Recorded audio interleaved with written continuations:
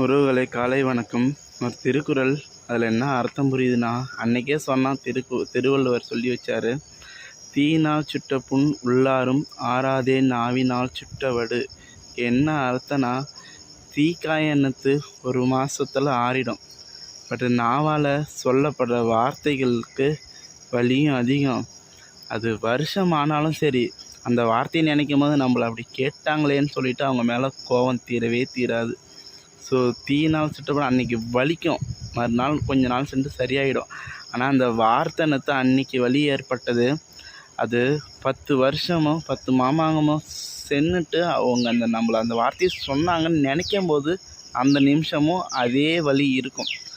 அதனால் தீயினால் சுட்ட புண் உள்ளாரும் ஆறாதே நாவினால் சுட்டோடு. நாக்கில் நரம்பு இல்லைன்னு சொல்லத்துக்காக வாயில் வந்தபடிலாம் எல்லாரையும் பேசிடாதீங்க.